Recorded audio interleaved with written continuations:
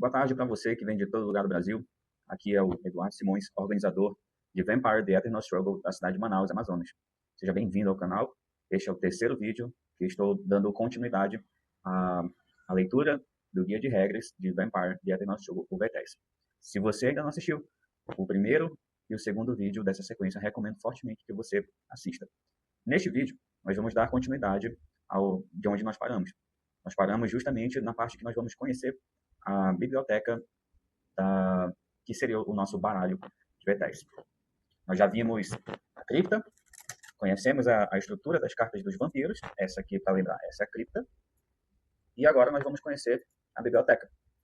A biblioteca é o que compõe praticamente todo o baralho do V10. Lembrando, aqui você pode ter entre 60 e 90 cartas. A gente vai partir hoje para a leitura do guia de regras a partir da página 7 e vamos seguindo até mais ou menos a página 15, de modo resumido.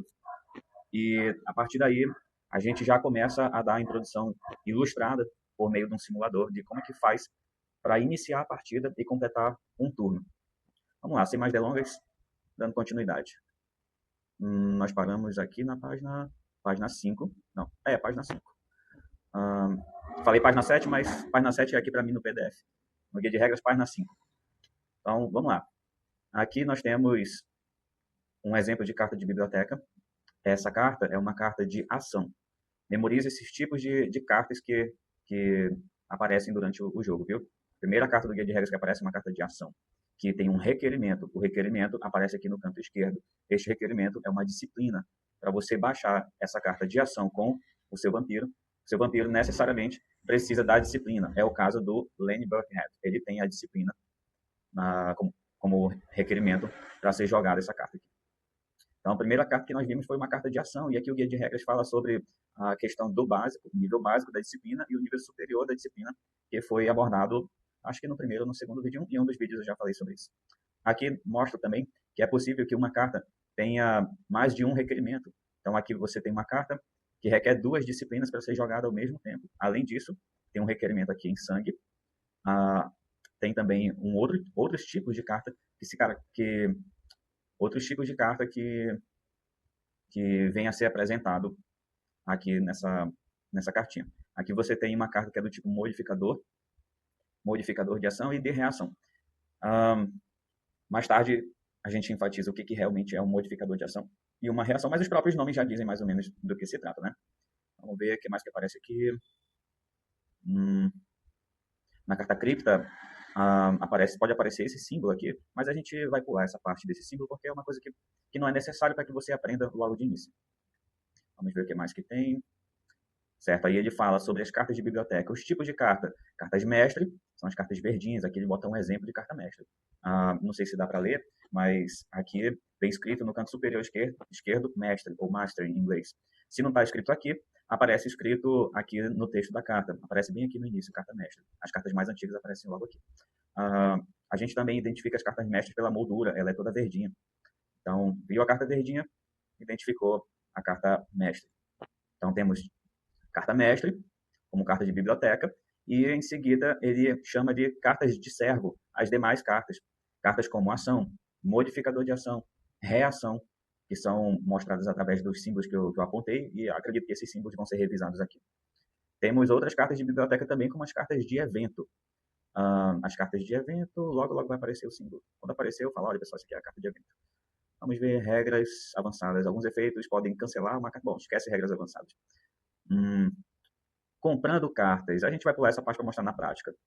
Carta de servo a gente acabou de falar. Jogando uma carta, a gente vai mostrar isso também na prática.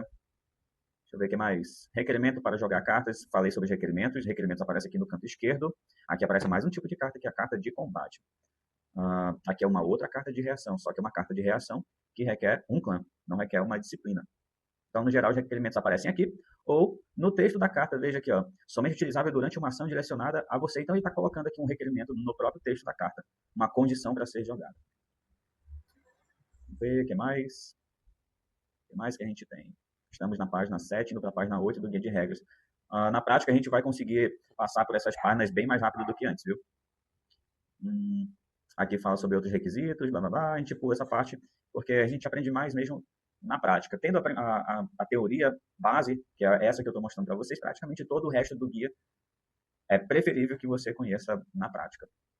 Aqui, mais um exemplo de carta de ação com requerimento de uma disciplina e um custo em sangue. Esse custo em sangue é pago do vampiro, dos contadores que ficam em cima da carta do vampiro.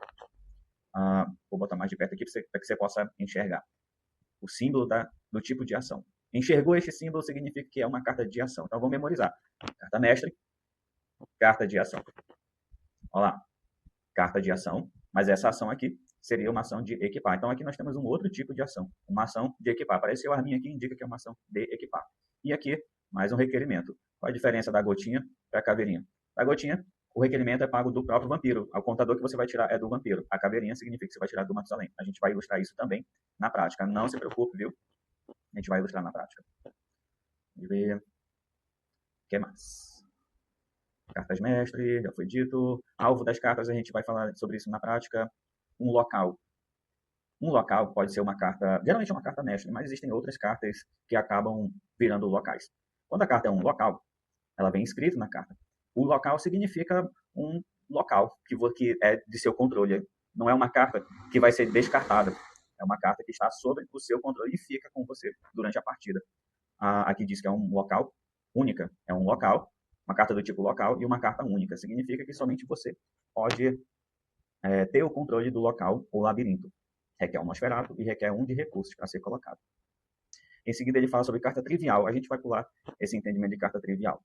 É melhor você aprender na prática o que é uma carta trivial. Mas aqui, ó, é uma carta mestre e com um texto especial dito que ela é uma carta trivial. Na prática, você vai entender o que é isso. O que mais? Disse cartas troféu, cartas fora de turno. Tudo isso são masters que são melhor de você entender o que é na prática. Cartas de servo. Tudo que não é carta mestre, não é carta de evento, é carta de servo. Bom, são cartas que o seu próprio servo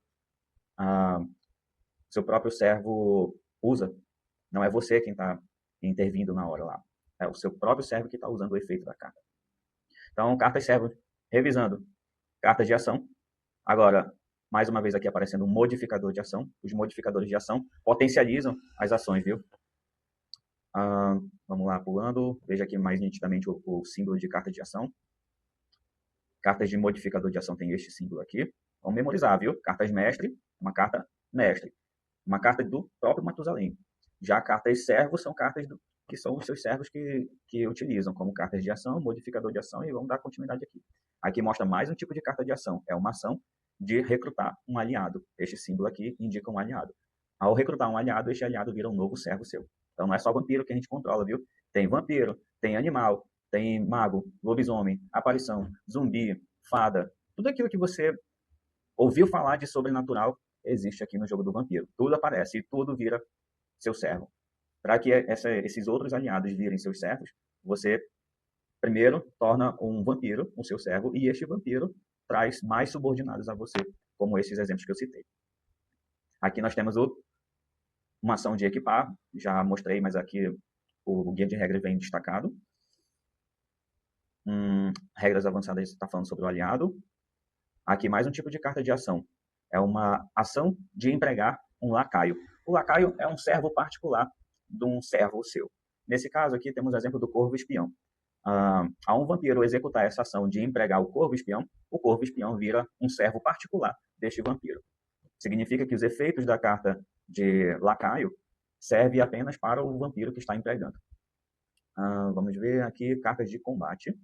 Aqui é o símbolo da carta de combate. E vamos avançando aqui no guia de regras. Ação política. Então, veja, é uma ação política. A gente tem que memorizar todos os símbolos de ação? Não necessariamente. Você só precisa entender que é uma ação. Daí, na prática, você vai memorizando esses símbolos de ações, tipos de ações diferentes. Você não precisa memorizar que a arminha é de equipar, que esse símbolo aqui que parece o Teatro Amazonas é uma cúpula aqui, que esse símbolo se trata de uma ação política. Você não precisa memorizar essas variações das ações, mas o símbolo que aparece em todas as ações, é legal de você memorizar. Saber o que é uma carta mestre, saber o que é uma carta de ação, que é através deste símbolo. O modificador de ação e a reação. Então, basicamente é isso. Mestre, ação, modificador de ação e reação. Por último, temos cartas de combate e cartas de evento. vai já aparecer. Cartas de evento. Então aqui nós temos cartas de reação. É aquela setinha voltada para trás. Isso aqui é uma carta de reflexo. É um escudozinho aqui, olha, desenhozinho de um escudo. A carta de reflexo dificilmente aparece durante uma partida, mas é uma carta que você baixa imediatamente após é uma carta que lhe permite reagir a uma outra carta jogada. Não é como uma reação. Mas enfim, uma coisa que praticamente não aparece. E se aparecer, quem estiver jogando com essa carta explica para você na hora. Se você tiver dúvida, chama o juiz. Juiz, explica aqui, por favor. Daí o juiz vai intervir. E aqui apareceu o símbolo das cartas de evento. Eu não vi aqui no guia de regras um exemplo de carta de evento, mas é uma carta que aparece com este símbolo aqui no canto de requerimentos da carta.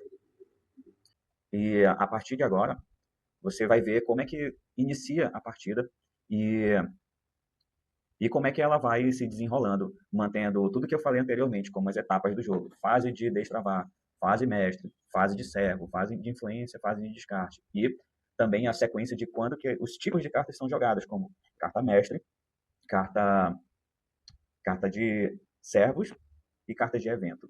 Dentre as cartas de servo, existe uma sequência também para ser jogada, como ação e modificador de ação em seguida. Temos as cartas de reação, para intervir nas ações dos oponentes, e cartas de combate. O combate é bom explicar depois. O combate é como se fosse um jogo à parte dentro do Vampiro.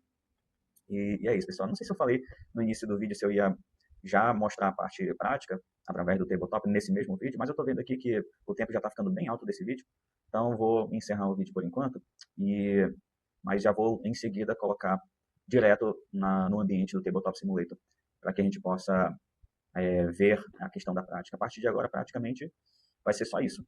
As aplicações do guia de regras no Tabletop. Daí a gente vai seguindo, fazendo simulação de jogo e entendendo o que é realmente necessário para que você possa compreender a partida. Então é isso, pessoal.